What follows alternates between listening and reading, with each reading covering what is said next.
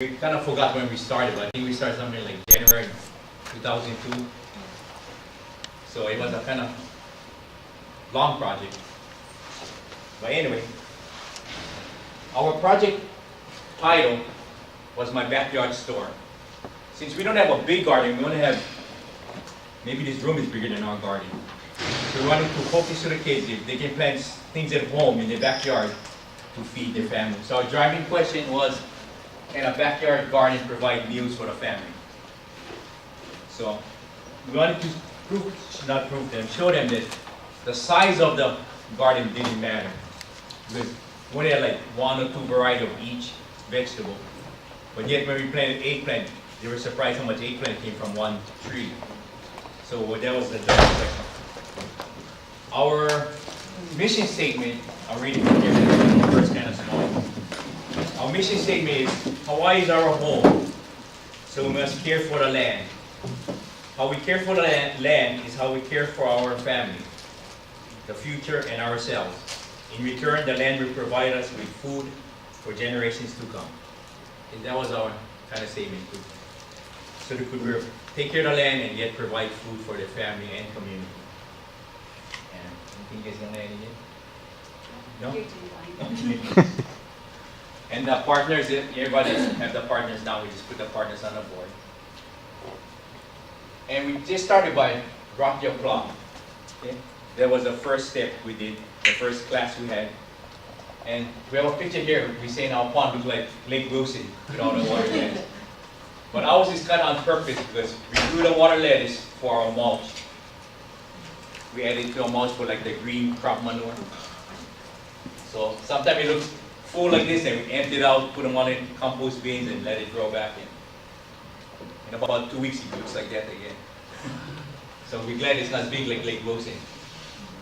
And then with the kids involved, they get the mulch out of the garden and try to get more kids. Instead of one kid do everything, just some shovel the mulch out, another one adds them in. So kind of like everybody get involved. Everybody be a part of it. And we just have 2 small compost bins. Because our garden is, like I said, not bigger than this.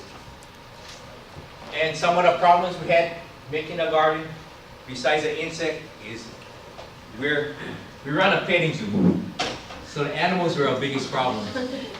The faster we planted the seeds, the faster the chickens put it up. When the ducks wanted to eat something green, they flew over the pond and went in the garden. When we finally figured out, clip all the wings, then the goats and the sheep made sure there's nothing else green in the garden. So we had a lot of obstacles to go through, being like it was a challenge for us because we're kind of strong in animals. So planting vegetables was a good, different twist for us. And plus organic made it a little more challenging too. And maybe you can read I it. just want to add, I don't have to read what I wrote, but when we had our broccoli class, it was held at the Konawaena farm for the big our school and family picnic. And we went down and he had us fill in his compost, to make a rock. And we had tree trimmings from huge trees that he had brought up to the farm. And we also put in leaves, so we all got a hand into helping him up the most. And I think our personal homes, like the one I have, is made out of chicken wire and old fence. And one is just for after meals left over, and the other one is for tree trimmings and shrubbery. And Maverick, what I didn't know, of course, my husband's the one that usually takes care of this, told us that we have to keep it at a certain temperature. I never knew that. I just knew you just dump everything in and let it rot. And then I realized the worms help make it rot. So we learned a lot from it. And the kids also in this class. And she also runs the news writing class, and one of her students came up to do an interview, and she's going to put it in school news or Westwood? Both. In both. But the other article that they wrote on Konawaena farm got national honors, the writer of the article. Maybe you guys want it, Maverick can always email. She got the highest national honor. And it was on Konawaena farm grows pride. That was the title. And also we got Kelly's class involved. Maybe you can talk about you. Okay. I think we had centered it under sense of caring, and I have a grad's class, which is pregnant and parenting teens. And one of the things that I wanted to show them, because a lot of them come from families that have financial difficulties, and showing them that going to McDonald's is really an expensive thing for them to do, and they do it all the time. So we have bigger pictures in our book, but here, Maverick student John, he harvested some cabbage, and it must have been the mulch because these cabbages were just big and juicy. And so he just brought over one cab. I'm thinking, okay, one head of lettuce, and I have 12 students. But I brought in a can of corned beef, which is not real healthy, but anyway, for $1.50, and then we had this one head of cabbage, and they cooked it up, and I think we got some onions, and then we fed all of us with that one head of cabbage, and brought some rice, which was a small little meal for us to put together. But they realized that really they can grow their own vegetables and feed their families, because they have children and they have to feed them too. So that was a little lesson for them. The hardest part of I think the section we picked was probably 5 a day, because teenagers don't like fruits and vegetables. We make exercise for them, they write it down, but they actually don't practice it at home that much. Except we had one girl, read her the letter she wrote. She used to eat meat all the time until she came to our farm and we started slaughtering animals and stuff. And she got grossed out and she don't eat meat anymore. So we made her a vegetarian. But this is what she wrote. She wrote, I used to be a typical everyday meat eater. I love to come home and eat a nice big fat steak. Recently, I stopped eating meat due to personal reasons. That's us. And have begun to eat more fruits and vegetables. Due to this change in my diet, I have noticed a major difference in my energy level. When I wake up in the morning, I feel energized and ready to tackle the day. When it comes to schoolwork, I feel more motivated. My body feels healthier, therefore I want to exercise more.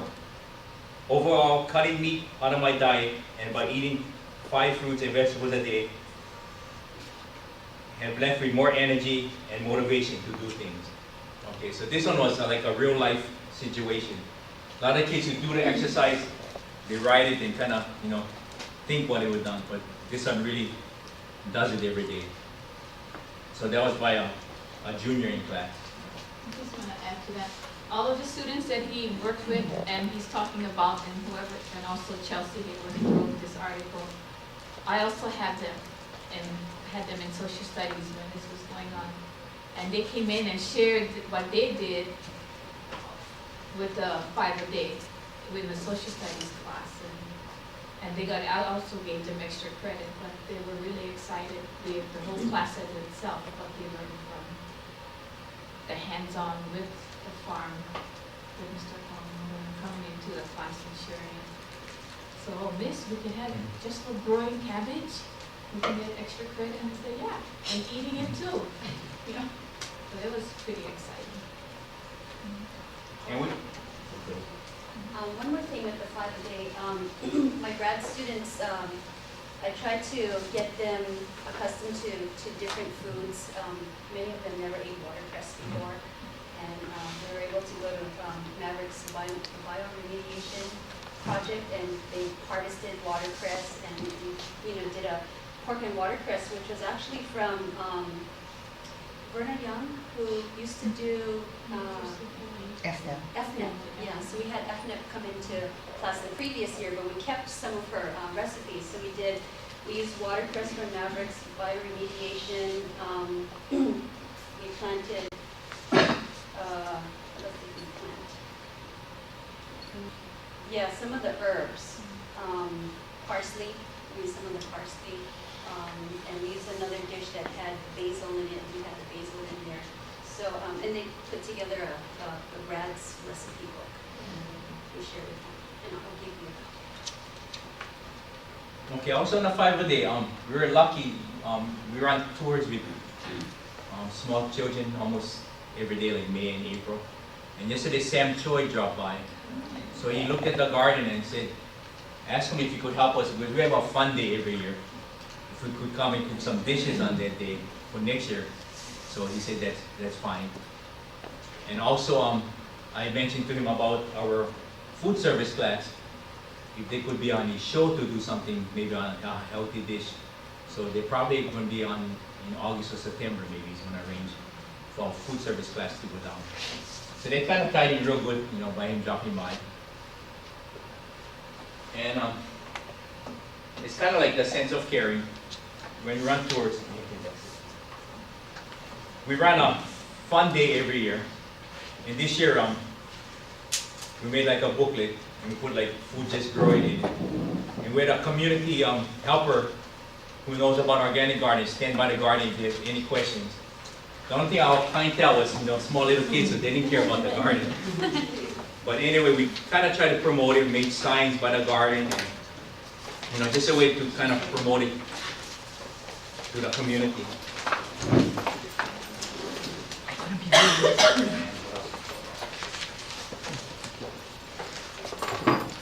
And also, we had some local kapuna come in, teach the kids how to plant carrot and things like that. The kids really respect when somebody else come in, show them how, and they spend the time, you know, they help them out, and I think that's a good part of sharing the knowledge. And from here, our kids can teach the little ones who come to tour on the farm on how to plant. So I think around 2 generations down the line. Yeah. This is one of the articles. Students have to try to put it all together. What on earth are we doing with the earth? The project was called Food Just Grow It. I never knew or heard anything about this program, so I was kind of skeptical on whether or not I would be able to write an article on it. But within a few days, I had learned enough about the program to really understand the purpose of it. Food Just Grow It is a state-financed agricultural project that promotes students to make sound decisions and choices in their adult lives that will lead to healthy individuals, communities, and environment. The project started as a solution to the state's obesity epidemic. High school students involved in the program are fully engaged in farm life and are taught how to grow vegetables, how to care for them, how to harvest it, and other information that relates to farming. The program is ran by the Cooperative Extension Services of the College of Tropical Agriculture and Human Resources at the University of Hawaii, and will receive funding of $200,000 over the next 3 years from the State Department of Health. Only 6 schools, Hawaii, Kealokehe, Konawaena, Lelihua, Waianae, and Waimea, are participating in the program. Our agriculture teacher, Mr. Maverick Kawamoto, introduced the program Food Just Grow It to Konawaena's campus and started an additional project called My Backyard Store. He started the project to teach students how to grow their own food right in their backyard. In the beginning of the school year, students from 3 of his classes and volunteers from around the campus started planting Konawaena's very first garden. They planted a variety of vegetables and harvested a total of 3 times throughout the school year. Patricia Neibu and Kelly Sugaidal, colleagues of Mr. Kawamoto, who helped him begin with the project, took the vegetables and prepared healthy meals for students and staff members. I have a food service class, and I'm a waitress in a restaurant, so I know a thing or two about food and eating healthy. Day to day, I see so many customers overloading their food with salt or continuously eating until their pants are busting. This is blasted at the seams.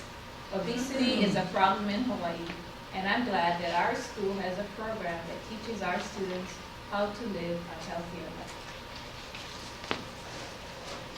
Also on the sharing part, sense of caring, I call it kind of sharing too. We have a lot of preschool, kindergarten, they come to visit the farm. So I told the students, how can we get them involved, into the garden? Because their interest is not